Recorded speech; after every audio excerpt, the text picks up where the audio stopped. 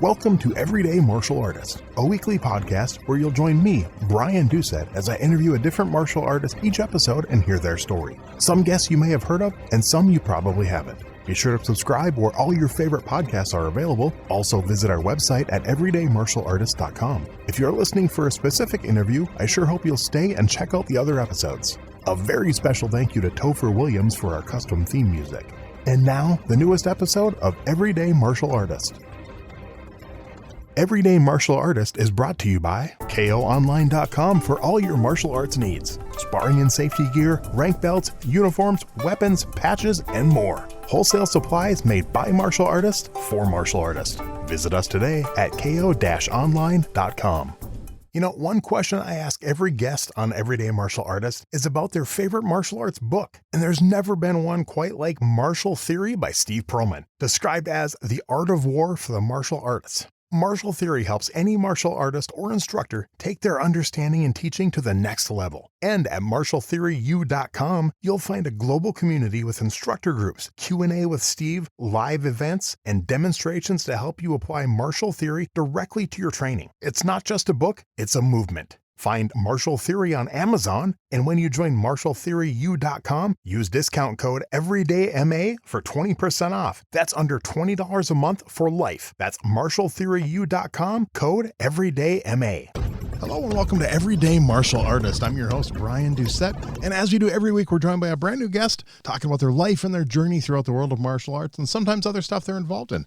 My guest today is a Brazilian Jiu-Jitsu instructor and educator whose journey in the art spans more than 2 decades of training, competition, and teaching. She began training in Brazilian Jiu-Jitsu in '99 and has since grown into one of the region's most respected instructors, earning the rank of 4th-degree black belt under Renzo Gracie black belt and a world-renowned instructor, Amal Easton. Alongside her husband, George, former guest of the show, she's helped lead Fargo Brazilian Jiu-Jitsu Academy since 2008, building a thriving martial arts community in the Fargo area. Over the years, her competitive drive has taken her across the country, where she's competed and won in tournaments in New Jersey, California, Colorado, and Las Vegas, including a gold medal at the prestigious Pan Jiu-Jitsu Championship. With more than 24 years of teaching experience, she's played a key role in developing the Academy's Kids Brazilian Jiu-Jitsu program, helping young students grow not only in self-defense and competition, but also in confidence, discipline, and life skills. She also holds a master's degree in education with an emphasis in school counseling, a background that shapes her approach to teaching and mentoring students both on and off the mats.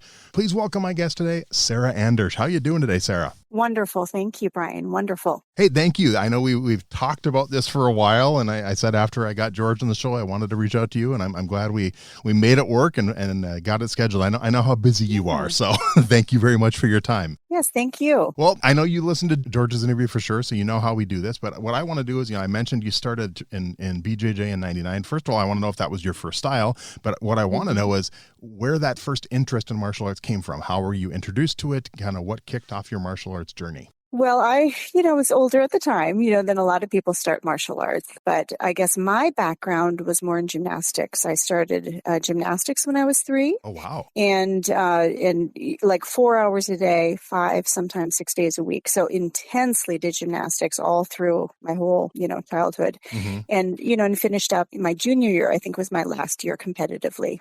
So I had always been very active, and intensely so, definitely. I mean, a lot of really, just is very intense, like, competitive style gymnastics. Mm-hmm. And so I was used to a lot of fitness and being healthy and things like that. And so as I got older, obviously, kind of like a lot of people, you kind of just don't have as much, sports or things to be involved in. And when you're used to that, it's kind of stressful, to be honest. Yep. So I had a good friend, Jay Jack, in Colorado, and we had gone to watch one of his fights. And afterwards, he's like, "Have you ever thought about, trying jiu-jitsu?" And at first I was like, well, it was winter time in Colorado. So I thought this would be something that I could do in the winter to kind of, keep me in shape for, I think I was running at the time and doing some, lifting and things like that. But yeah, so I just started literally from, wanting to stay in shape. And after I started, I was hooked. But it was kind of a benign start, to be honest. Yeah. So back up a little bit to gymnastics. So during those times from like 3 to 11th grade, was there ever a thought in your mind like, hey, maybe, go for the Olympics and try international? Was that ever something you tried to do or thought about doing? Well, some members of my actual group had tried out for the Olympics. So that was definitely, kind of on our radar in a sense. But me personally, no, I really I wasn't quite as, intense about wanting to do that competitive level as some of my friends, I guess. So. Okay. So just, another question about just because I had a friend in high school that did gymnastics, but I was never really around it that much.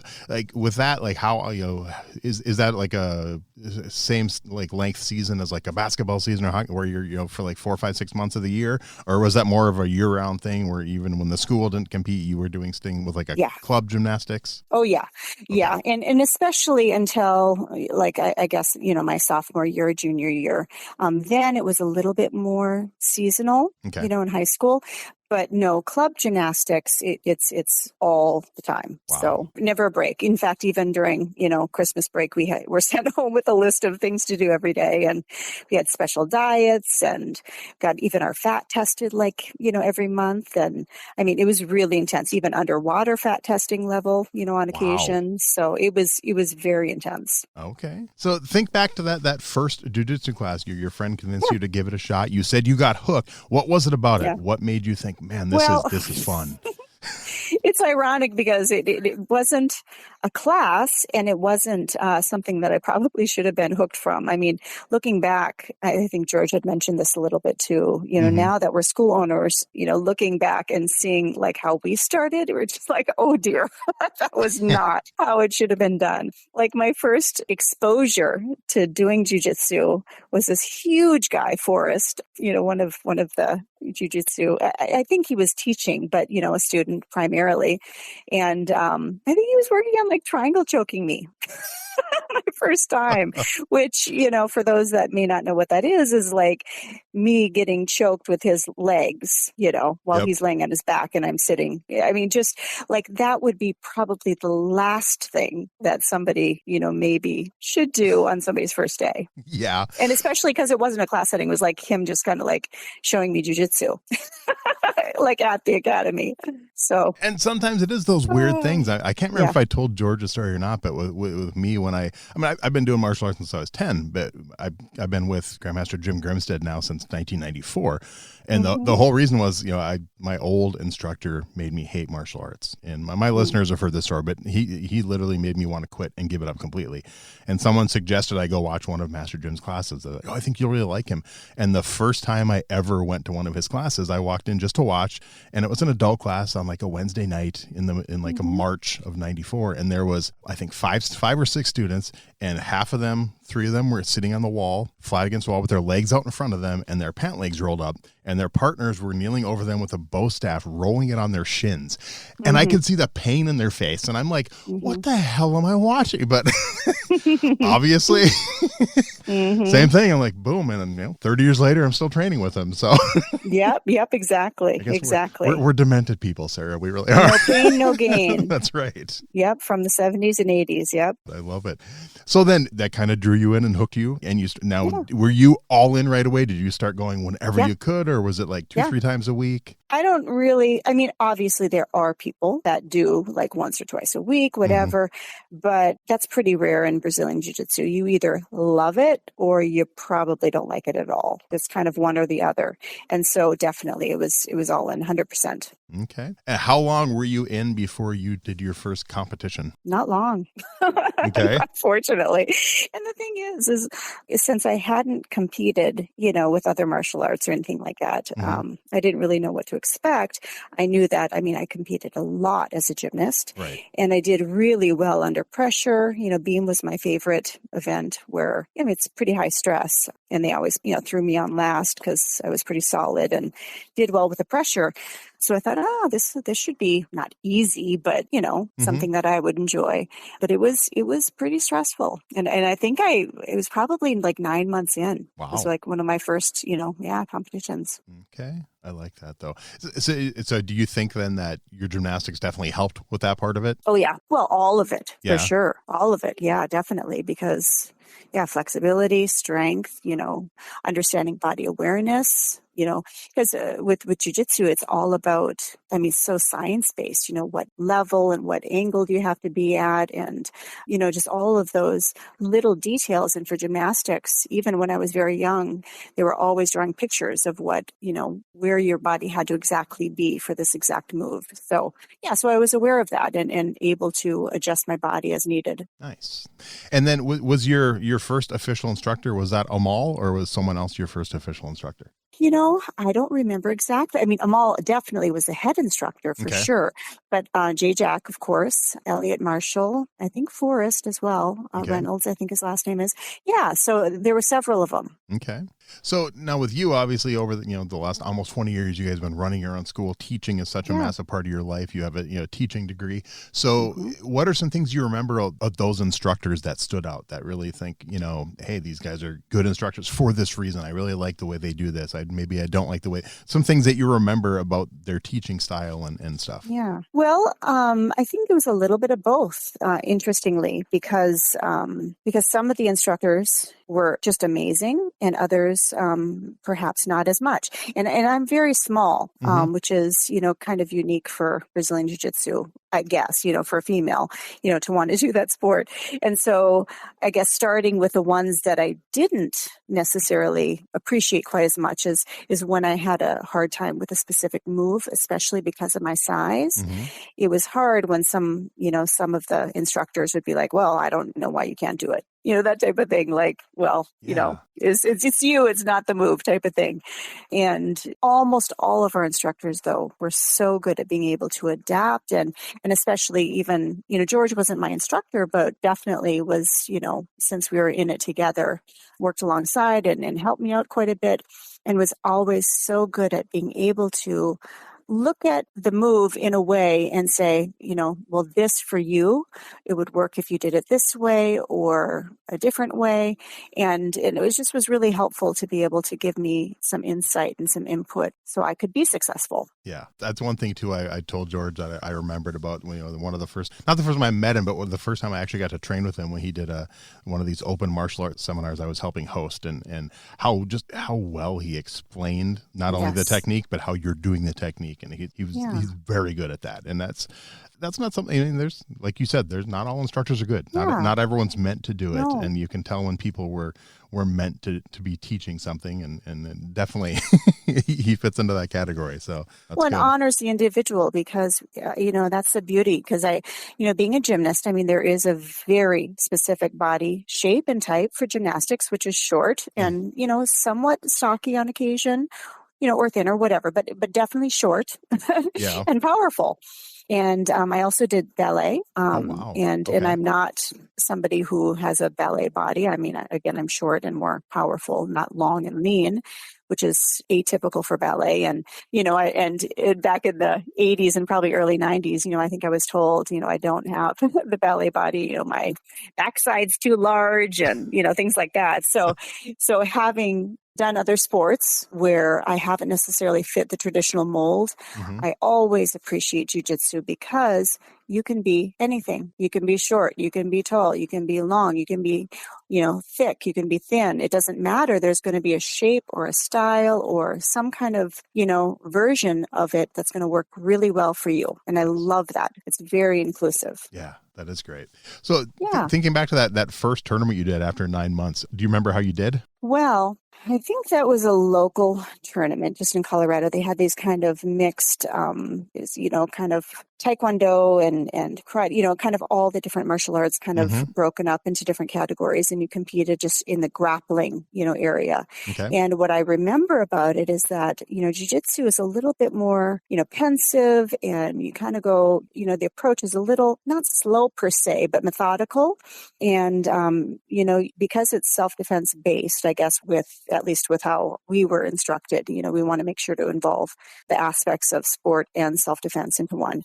we really approached it with a more calm mindset. And so going into the competitions, and especially working with people from other martial arts that aren't doing Brazilian Jiu-Jitsu, would just literally like attack you. Like I remember this lady like just grabbing me and just like almost like shaking and like trying to throw me down. I'm thinking, what in the world is going on? She's trying to kill me. And so it was interesting kind of being around more of, a different way of doing it, I guess, or going about it, I should say. Yep. And that was shocking for sure. So that was one of my first experiences. And I think the next was maybe Las Vegas. Oh, wow. And for a different reason, this one was a little bit more intense because I was a white belt, had only been, probably a year, I would say. And I don't know if you know Gazi Parman, one of the first. I know the name, yeah. Yeah, one of the first U.S. Black belts for jiu-jitsu. So she was a purple belt at the time. And that was pretty much it. It was like her and I. And this was like major, level competition. Wow. And I had no idea who she was. Of course, my instructor, Amal, did. I mean, he knew exactly who she was. And he was so sweet. He was just like, well, you're just going to go out there and, we're just going to just do your best type of thing. And he knew. I mean, I could now looking back, I knew he thought she was going to just be destroyed because it was, white and purple belt. I mean, and she was also, she had trained other martial arts her whole life. Okay. So this was nothing she was new to at all. And here's me walking in, it's, I think, second tournament. And she destroyed me and like not just destroyed me, but literally armbarred me mid sweep in the air, popped my arm. I mean, just beat the shit out of me. Wow. To be honest. And the thing is now, again, looking back, like so inappropriate. If I were going against somebody, who was several years underneath me, would I almost try to break their arm mid sweep? No. Yeah, definitely not. I hope not. No. So that was really jarring, to say the least. That was not a great experience. And so much so that, because I think my match against her was no gi. And I think I was like, you know what? Gi is the one for me. Not no gi. Okay. And almost from that time, thereafter, I pretty much exclusively have trained in the gi. So it shaped me. Okay. And of course, unfortunately, it was recorded. Do you remember they used to have the DVDs and was it 101 submissions? Yeah. Yeah, I'm on it. Really? not for a great submission. Okay. But that arm bar is unfortunately on there. I may have to go back and watch that. I might actually have that DVD now that I think about it. You might. Yeah, I'm on it. If you see Gazi Parman. And so there's that. Okay. But I still tried thereafter. I had gone to many tournaments, after that. And but they were all, I think, pretty much all in the gi after that one. So do you remember the very first tournament where you won the championship? Yeah, sure. Well, there were several after that. And it just, that was like the early 2000s, there weren't that many females. And so they would really lump us in to a category. So, sometimes you'd get put against somebody who was just really, really inexperienced. And those were the tough ones. Like I remember, I don't know, this one was in California, I think, and this poor young lady like tapped just to me, holding her in side control. And I'm like, it's kind of disappointing because you're like, I didn't even get to submit her. I just was holding her really well in side control and she tapped. Wow. So, I really had kind of a mixed bag, of experiences thereafter. But I think my favorite one, was winning Pan Ams. I won gold because I got to compete against people internationally from Brazil, from Japan, from the US, obviously. So literally international. And so that was a big deal. And that was, it was fun. And I did well and I felt good about it. So, yeah. So in a tournament like that, about how many matches would you have like over that couple days? It was probably only like 5. Okay. It was just one day, but yeah, it was probably about 5. Okay. Yeah. Okay. That's cool though. Yeah. So what about getting your first belt? Do you remember what, when that happened, what led to that? Yep. Well, blue belt was my first belt, Okay. and that was about 2 years in. And Amal is really, or at least was very traditional with that, looking at the time frame and, what you were kind of putting in. And I mean, so there's several factors, of course, in Brazilian Jiu-Jitsu. It's not just a test. There you go. Although we did test at that time. Okay. I don't believe he is doing that at present, but I think I did test for my blue belt. So I do remember practicing for the test. Yeah, and it was a big deal. I remember there was like a table and, some of the peers that had their blue belts already, were on that panel. And yeah, it was the most, to be honest, that was the best belt to get. Really? Okay. I have to say it was, because going from nothing, a white belt in a sense, you get that when you start, to a blue belt, and especially not having necessarily had aspirations of knowing where I was going with it initially. It was so exciting. And as a blue belt, it's like, there's just there's not that much pressure. I mean, you're a blue belt, it's your first belt. It just was nothing but exciting. Okay. It was good. So fun. Yeah. And then what about the teaching side of martial arts? When did you first experience that? When did you realize that's something you wanted to do? Well, I think George had mentioned this, because it was smaller school at first. A lot of us we were able to kind of start teaching perhaps earlier than at some other locations, where there are more people. So that was really neat. And being that my emphasis has always been working with kids, that's kind of, that's the direction that I took with jiu-jitsu as well. I started coaching gymnastics for kids when I was probably 15. Wow. I would say.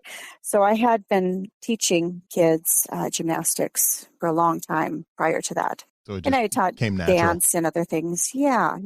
Okay. So then did you start at blue belt helping teach, or was it before that? I think it was before that even. And, Wow. and I was an assistant to Elliot Marshall, I think was my first, he was the primary coach and I was his assistant. Yeah. And it was wonderful. It's very different. It was different for me than teaching gymnastics, but it was really challenging, I guess, in a way it was exciting. For me, one of the reasons why I went into education and school counseling is to give children the ability to be able to develop themselves to the best, the best that they can be in a sense, because everybody's different and unique, and that's wonderful. Yeah. But sometimes people get kind of put into a mold and they're just wanting to aspire to be one certain type of person. And again, what I've mentioned before about jiu-jitsu is there's all these different kind of models of what can be successful. Right. And I just love that. So working with kids and giving them confidence, and even if they're not necessarily like just working out, they're getting exercise, they're having fun. Jiu-jitsu being a partner-based martial art, you have to work with partners and you have to practice that and how to be a good partner. Yeah. And then there's, of course, the quote unquote winning and losing, which is such an important skill for kids to learn. And oftentimes they're not taught that. So I really recognized from pretty much the get-go how important teaching jiu-jitsu to kids is and the type of life skills that they can learn from doing Brazilian jiu-jitsu, compared to, at the same time, I was a school counselor and trying to work with kids and trying to help them stay in a class that might be challenging, but they want to drop it anyway. Or, all these things that I was kind of bumping up into and becoming frustrated because I wanted kids to keep developing themselves. And I wasn't having as much success there as I was in helping with jiu-jitsu. So when you first started training at Amal School, did he have a kids class? Oh, good question. I think he must have. Okay. I just know, I can't remember if I asked that to George or not, but I know a lot of instructors back then didn't have kids classes at first and just adult classes. So that's why I was curious. Well, when he first opened, I don't think so. Okay. But I think shortly thereafter, and I think Elliot, who is the primary kids instructor, when I started helping, was the, kind of the person that probably got behind that, got that program started. Okay. And I think it was pretty, about the time that I started, if not a little bit before that. Okay. So thinking back then, as a white belt assistant instructor, even back to gymnastics, over all these years to now, you're running your own school. What do you think has changed the most about your teaching style over the years? Well, I talk about this a lot, to be honest, with the coaches that are assistant instructors for myself, because some of them have experienced the same thing. When I started gymnastics, and actually the whole time I was in it, which was, again, the 70s and early 80s and into the very early 90s, in gymnastics, there is no crying. I mean, if you pouted or crying, something like that, you literally got sent home immediately. Like I mentioned, they checked our fat and if our fat percentage, and if we were over a certain percent, we weren't allowed to do floor or vault. And that was just the way it was because they didn't want to damage, our joints, which it made sense. Yeah. But, it was very strict. There was no playing. There was no messing around. I remember we had a really famous instructor that came through once a year, Gary Goodman. Mm-hmm. And he kind of traveled all around the world, literally, teaching kind of the new techniques for gymnastics. And just mean. There's no way to say it other than just mean. Yeah. So I was really accustomed to that style. So when I first started teaching gymnastics, that's the only role model that I had. So I was really strict and really tough on the kids. And there was a lot of tears. There was a lot of that kind of stuff.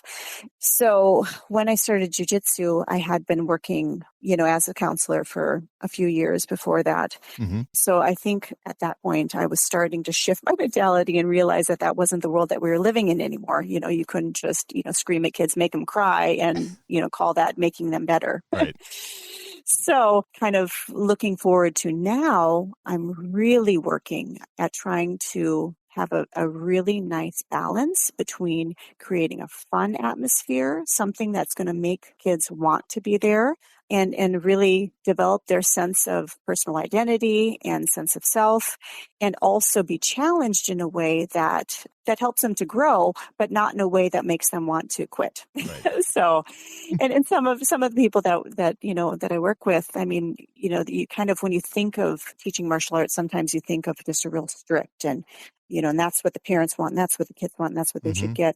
And it is not the world that we live in anymore. It's different. It's definitely changed. Yeah. And so I really try to be creative with coming up with techniques and strategies to help keep kids focused and engaged and hopefully successful. And I know, now in the school system, I mean, it's a positive, kind of modeling approach where there isn't a lot of, there's very little punishment type of situation. It's all just redirecting and positive, you compliment somebody and hopefully then everybody else will kind of follow that protocol and kind of get on board.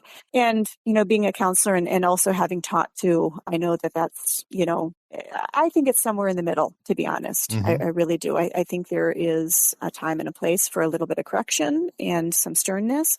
But in general, most people want to do the best that they can do and try to. Yeah. So I really, try to put myself more in the middle there with my teaching style. Okay. So then at the current school, do you still mostly work with kids, or is it a nice mixture? Yes. Okay. Yes. Yeah, for sure. I mean, that's my passion. I feel so fortunate, and I can't express this enough, that I get to inspire kids, hopefully, to want to be more successful. And even if they don't continue on with jiu-jitsu, but there's so many parallels between what they learned in jiu-jitsu and in life that's going to give them hopefully a leg up. I really like to work with kids and take kids in that perhaps other martial art programs wouldn't accept. Mm-hmm. A lot of our kids have special needs. And there are some programs where I'm sure that they wouldn't let the kids continue because they're, maybe so hyperactive that they're not able to listen well. Or, there's a whole variety of challenges that kids have. Yeah. And hopefully my strength is that I work with kids and make them successful or create a curriculum or a program that they can find success in, regardless of their challenges. Nice. And I can hear the passion in your voice when you talk about it. So I love that. Yeah. That is so cool. I love that. I'm so excited that I get to do it. And especially, I have to admit, it's not that I like to work with all children, mm-hmm. but the ability to work with young ladies that probably didn't grow up wrestling.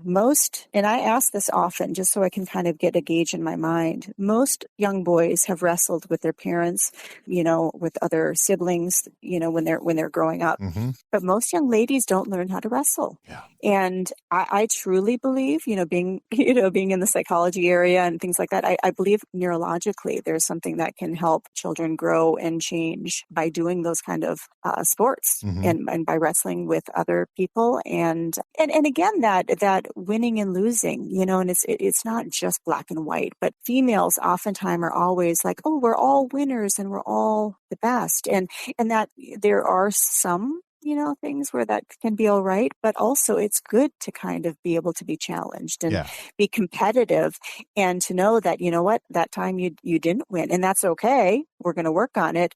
But I think males have more exposure to sports that do that than females. I would love to have this conversation in like 10 or 15 years just because of how fast girls wrestling is growing. Oh, I'm so excited about that. Yeah, because every time those young ladies come to Fargo for that big tournament in, what is it, July? Yeah, the Rumble on the Red. Am everywhere I go. When I go shopping, there are female teenagers all over, and you can tell that they're wrestlers, and my heart is just joyful. I love it. I'm so happy. Yeah, it's crazy how fast it's grown. I think the only other sport right now that's growing faster in the U.S. for high school sports, at least, is boys volleyball. I think girls wrestling is number 2. They're the 2 fastest growing sports in the country right now. I literally just read about that yesterday because someone asked me about boys volleyball and stuff. I love that. Yeah. Oh, me too. It's good to see that. And it is. So my daughter's best friend at Moorhead High, she was on the wrestling team for 3 years. So we got to go and watch her compete and just to see how much better she got just over those 3 years and stuff. Well, and I've encouraged my girls, my first green belt, which is basically the black belt of jiu-jitsu, because there's so few tournaments in Fargo, I encouraged her to get into wrestling so she could work on her competition skills. And, you've got to compete a lot to be able to get your nerves kind of, locked in. And so I encouraged her to start that. And she was a very successful wrestler all through, I think she started in middle school and all through high school. Nice. So, so that was really exciting, even though we kind of lost her to the end because wrestling season, it took up a huge chunk of the year. Yeah. But it was so exciting to be able to see her do that and be successful at that. Yeah. And then she was an assistant coach too. And then nice. She, taught other wrestlers. Yeah. I think it's the same now think back to like when I was a kid, in the 80s and stuff, sports at the end of the season, they were done till the next year. Whereas now like every sport is year round. It's like you're done with the high school season and suddenly club season starts on this and travel that. And it's like, kids don't get a break anymore. No, they don't. So, which may be good for some, but also, it's nice to have a little downtime. So, yeah, that's crazy. I think it depends on personality. Like for me, I do gymnastics and jiu-jitsu are very intense, and ballet too, very intense sports that require a lot of, you got to be in it, man. You got to be fully in, or else you're going to get hurt. And so for me, I really liked having that kind of a dedication, to one thing. Oh, yeah. That's good. So I'm curious, with your background, with education and all you're doing with kids and everything, is there ever been a thought that's crossed your mind of maybe writing a book on the subject, like teaching kids jiu-jitsu? I sure wish I liked to write. I don't. Now, I have thought about it, and even just putting together a curriculum. And I definitely, if I could work with somebody else, might do that, because over the years, I've really developed our own curriculum, and it's very structured. We don't just come in and just kind of teach whatever we kind of want that day. But, I really try to involve the social emotional aspect of it. And we always start with the circle, and we always have a topic for the month. Like right now, we're talking about self-esteem and, kind of expressing yourself. And we also, because self-defense, it's so important for anti-bullying and things like that, to be able to communicate with confidence, even if you don't feel it. So I really like our kids practicing communicating in front of others. And like this month, they have a sheet that they have to fill out that's kind of all about them, things that they like to do, things that are about them. And then they have to fill it out, bring it in, and all of our students have to speak in front of everybody and share that information. Nice. So, so every month we have a different, sometimes there's homework, sometimes it's just, discussions, and I require community service. We do like some volunteering once a month, where all of our students have to be involved in that. So I really work on developing the whole person and not just focusing on Brazilian Jiu-Jitsu. Okay. Well, and the nice thing too, with in the time we live in now and technology, you don't even have to like writing. I mean, you could literally just record it and AI could convert that into text and then just do a little editing and suddenly you have a book. I mean, isn't that true? Yeah. That's a foreign concept still to me, but my husband uses it a lot. So that's something that we should definitely work on for sure. So there you go. Yeah, because then I could help more people, because of course, I mean, that really is, I mean, being able to, I mean, we're getting older, I'm in my 50s, and, and it just is many kids that we can possibly help, the better. So good, nice. So do you remember then the first student that you personally brought from beginning all the way to black belt? First person. Well, I guess I'll speak about the kids side, because, I have taught adults and I do teach women, but primarily throughout the years, the kids program has been like my program. So I would guess Alana would be my first kid, quote unquote black belt, because of course you can't have black belts as kids. Right. So green belt is the highest belt that you can achieve. So, and that was a huge deal, because it takes about 10 years. I mean, It takes the same amount of time for one, to get a green belt as one would get a black belt in jiu-jitsu. So it's a huge deal. So how does that work then? If they're a kid, when they hit a certain age, do they just get the black belt when they hit a certain age, or is there more involved getting from the green to adult black? Well, and there's a lot of room for kind of different schools to have their own, styles and power. So I have a very structured program, and how I do it is that there's a time element, of course, and a certain amount of classes that one has to get before they get stripes. Okay. So the stripes that they earn are time-based, but then after they've met a certain amount of time in classes, then they test, and the test is always structured the same, where there's always a flow that they have to memorize, which is basically kind of like a routine in jiu-jitsu. So there's that. There's a self-defense aspect. There's a little bit of physical fitness. There's always, some kind of, usually a submission or passing of guard, something from side control, mount, and back, of course. And then for the kids that are doing submissions, a submission. So the structure is the same, and I have all of the tests written out, from, white belt all the way through, green belt. Okay. So I know we heard George's version of the story, so we got to hear your version of, the decision to move to North Dakota and open a school. And if I remember correctly, I think you kind of convinced him to move to the Midwest, because it wasn't Jersey the other option, I think. Yep. Okay. I want to hear your side of that. Oh, well, you have kids, I think you had mentioned. Yep, and so kids. Having worked with kids my entire life, literally my entire life, pretty much, having coached gymnastics and dance and all through that, and then of course I worked in preschools, I've babysat. I was an elementary, school counselor, worked in middle school for a little bit, and high school. So literally all of the ages, all of the different, areas of childhood. I thought, well, it wouldn't be too hard to have a kid. I was wrong. Having your own kid is so much different and so much more difficult than I ever imagined. And so I remember it almost more like kind of panicky, like I need some help here. Something has got to happen. It is really overwhelming. And then just going from, because when I was training jiu-jitsu, I was a school counselor, which required anywhere from 8 to 12 hours a day of work. And I went right, to jiu-jitsu after that, trained, and then, or actually I taught first. I would help with the kids' classes, and then I would do my own training. And when you have a family, that's not at all what the schedule, can look like thereafter. So we're like, man, if we're going to keep doing this, like something has got to change. I can't keep this pace up. It was really stressful. So we decided to move here, and then I left, the school counseling world, and we were just going to be fully, bought into just having our own academy. And at that time, I had quit competing, after I got pregnant with our first one. So that was got pregnant about 2006, had him in 2007. So I was pretty much done at that time. And I knew that my passion and my love was for teaching. I mean, I was fully bought into that. And same with George, I think too. He wasn't necessarily done competing, but our passion was definitely with teaching. Okay. Was Fargo the I know was that the ultimate choice, or did you look at other communities first? No, none. Okay. No, because my family's here, and so if we really wanted to be able to get assistance with helping to raise our kiddos, this was it. But what's ironic about it is that when we moved here, about 6 months after, my parents got a house in Arizona, which is really common. There, the snowbirds. Yep. And so, right after we moved, I'm like, wow, okay, now my parents are gone for half the year. So it was kind of, yeah, that was not necessarily how we were thinking it was going to go. Okay.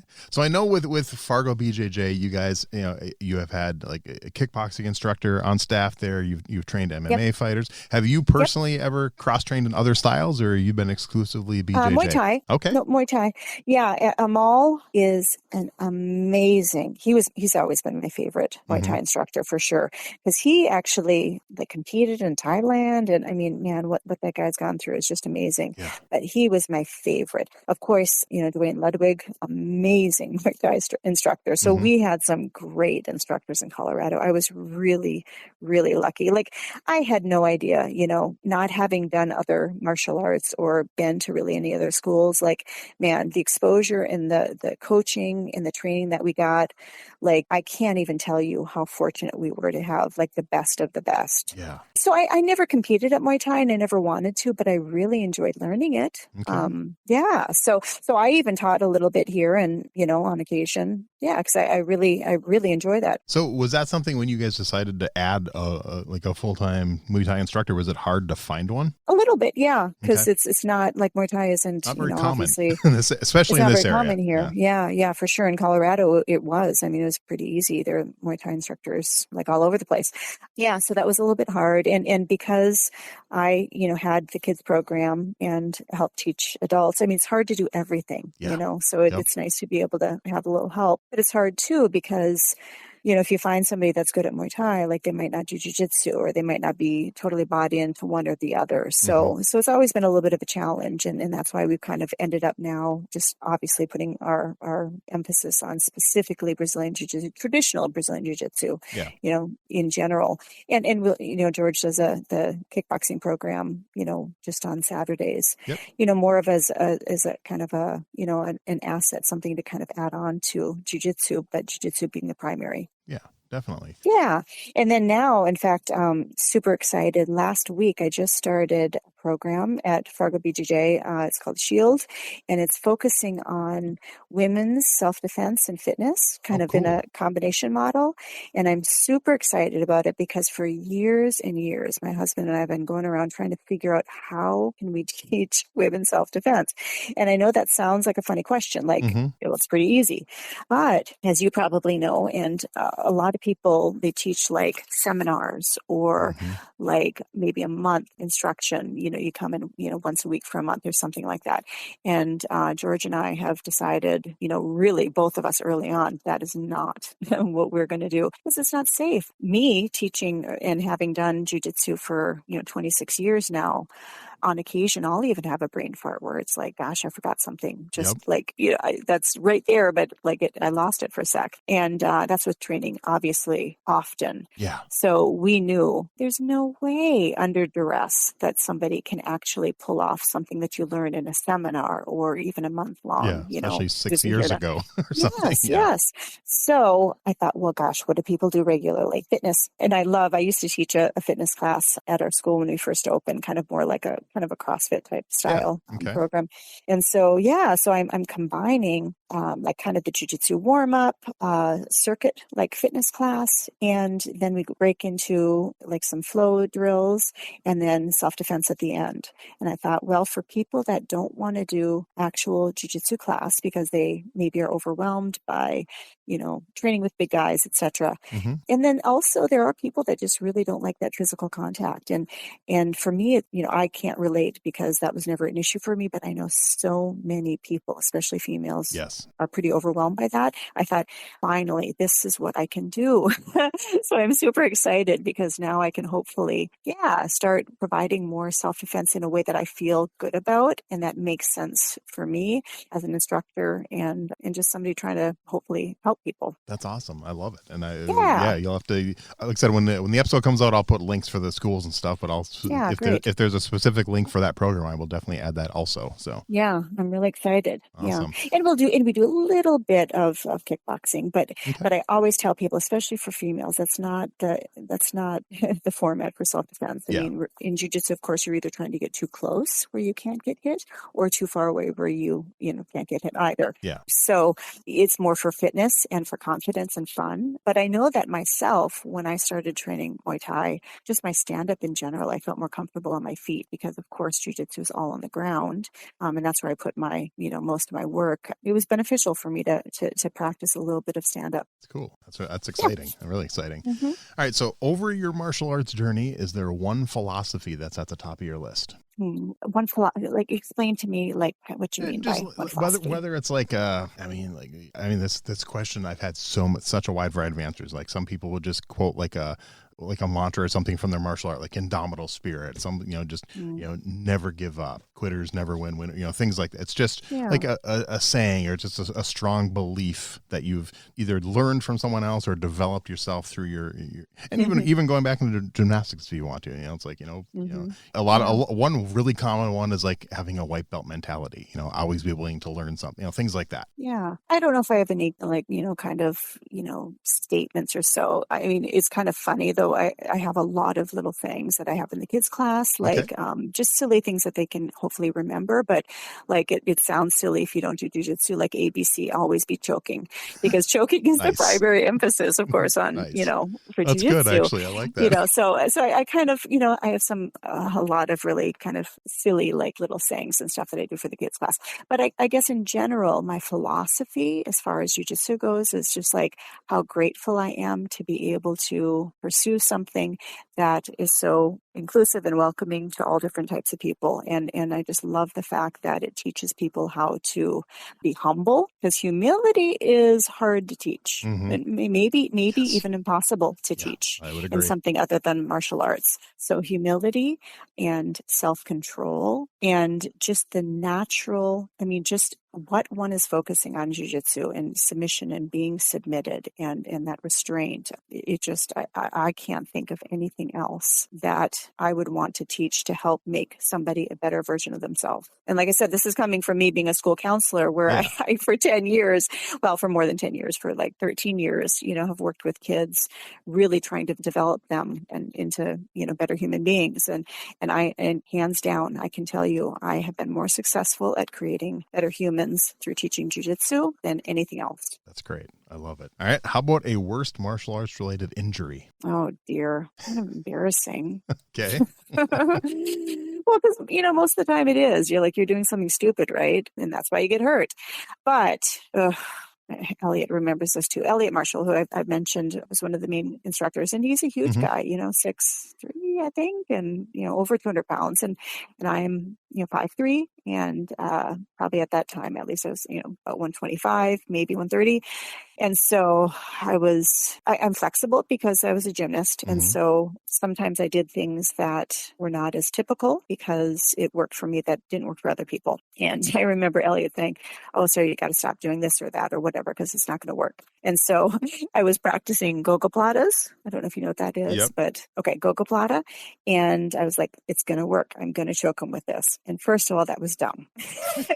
He's huge. And so this was open mat time, and we were training, and I was doing a gogoplata on him. I was just cranking on it, trying to choke him, right? And then all of a sudden, it was like a gunshot. Bam, bam, bam. I mean, really loud. The whole gym stopped. And I'm like, shit, I broke his neck. I thought. Wow. That would be scary. Yes. And so everybody stopped and was looking at us. And then we kind of moved around a little bit. And I'm like, oh, it's me. I literally tore my LCL, my lateral collateral, like 99%. And it's so funny because when I went to the doctor to get it assessed and they're like, wow, we never see that tear in isolation. It's usually in car accidents, or something like that. And I literally tore my own LCL trying to choke him. Wow. Oops. So I gave up doing gogoplatas. Yeah. And how long were you out of commission because of that injury? Oh, a while. Okay. Quite a while. I mean, it was bad. Yeah. It was really bad. I remember I had to see I saw several different doctors because the first two doctors said, for sure you have to have surgery no matter what. And then I went to the third guy and he's like, you know what? I think there's 1% that's still hanging on there. He's like, yeah, maybe you don't need surgery. I'm going with that guy. Nice. and I didn't have surgery. And then he's like, well, you've got to keep strength training your legs, like pretty much from here on out because of that, injury. I mean, you've got to keep the muscles around there strong to help support it. So yeah, that was a doozy. And I've had several. I mean, I've had my arms popped a lot, mostly in competition because people don't care. I mean, and they're not careful. Yeah. And they will just crank on it and not give you the opportunity to tap even. So a lot of them have been more competitions. And now that I'm not competing as much, I'm not being injured as much either. And then just size-wise, I mean, my ribs have been injured a lot. And I mean, I've had at least 8 pretty serious rib injuries. Wow. Yeah, just because I'm small, man. And it's hard. It's hard to have that weight on you. And one guy like just even took my back and his leg came around and my lower rib like got displaced over the top rib and had to push it back. And so it's hard. It's hard being small. Okay. But the stupidest one was for sure the LCL, the gogoplata. Okay. And I know you talked about having kids and stuff, kind of the reason you moved up here. So do your kids have the passion for BJJ that you do? Kind of funny, kind of not funny. When we were pregnant, we were kind of, George and I would joke about, we probably are going to have like a defiant child who doesn't want to do jiu-jitsu and just wants to be like a pianist or something like that, right? And our firstborn, he's not a pianist. I mean, he does play piano, but he's a musician, full, from the get-go. I mean, that was his passion, literally from the get-go. And he's done a little bit of jiu-jitsu here and there, but not much. And that's just not his thing. Our daughter, fortunately, she was all in. She started jiu-jitsu, I think, at 3 or 4, and she was in it until just recently.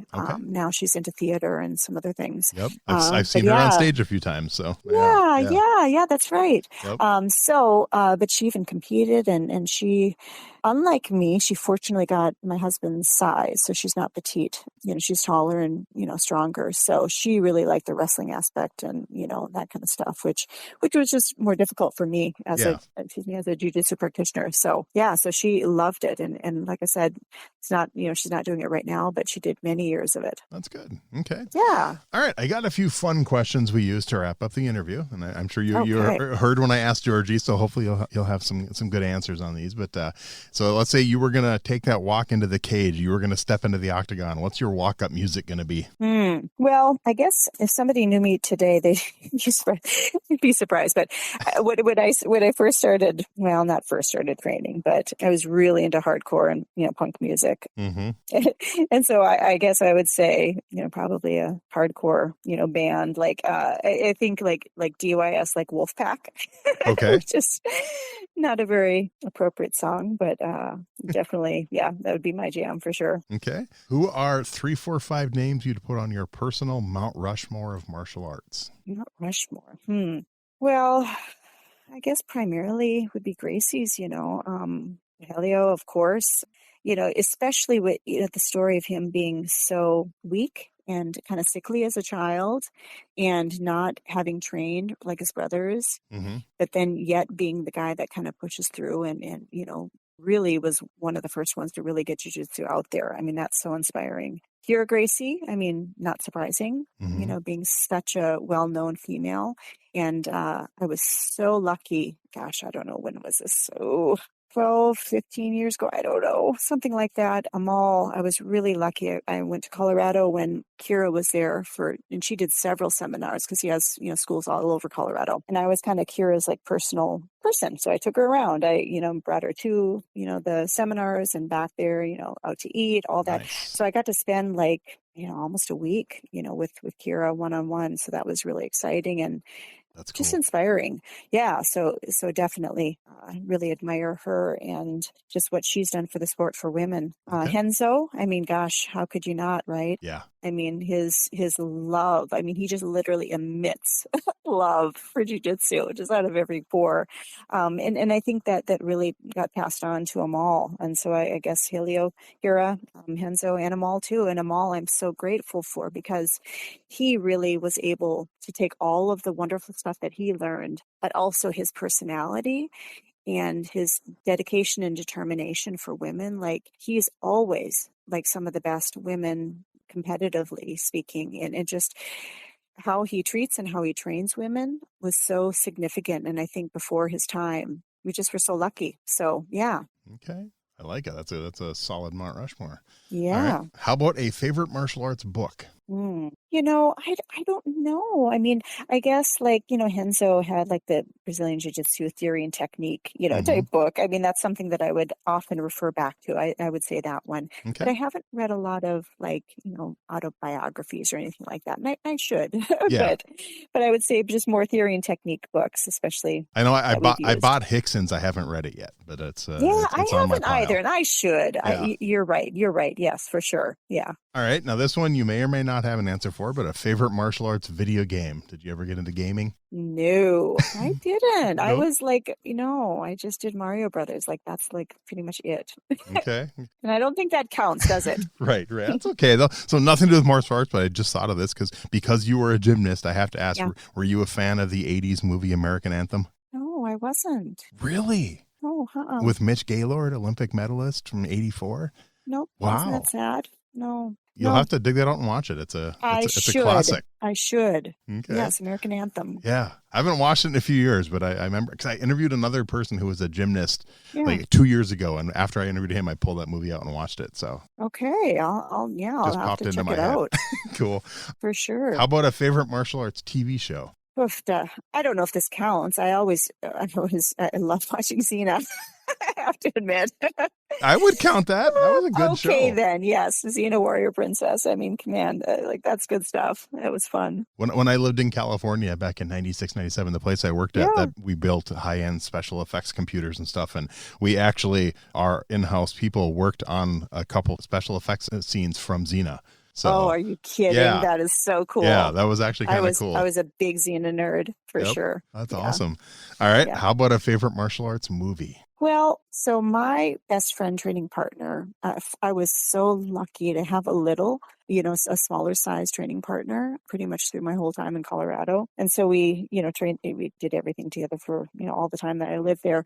But we really got into watching just like some, Muay Thai movies, some, from Thailand. Beautiful Boxer was really interesting. Have you seen that one? I haven't seen it, but I've had a few guests actually recommend it. You should see it. It was really interesting because, again, being a psychology and, looking at, people, it was really interesting, but also, the sport of it, and like Ong Bak and I don't know, even Crouching Tiger, Hidden Dragon, some of those just for the aesthetic of it. But Beautiful Boxer, I think, was one of the more interesting movies that we watched. Yeah. Have you ever watched, if I remember correctly, I think it's just called Chocolate. It's I think it's from Thailand also, but it's about a young autistic girl who essentially teaches herself martial arts with her. Yeah.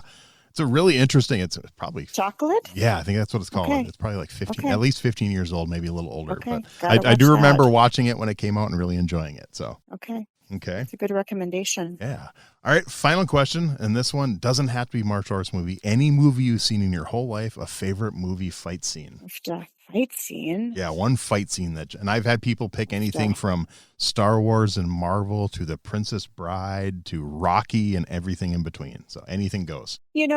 Unfortunately, I don't know if I have any specifics about that, but I guess, just now when they incorporate jiu-jitsu into a movie, and it could be any movie, it's kind of exciting to see. You're like, you're actually doing an armbar, or a choke or something like that. So it's kind of exciting to see Brazilian jiu-jitsu now. It's more common to have that just be in fight scenes. So that's exciting in general.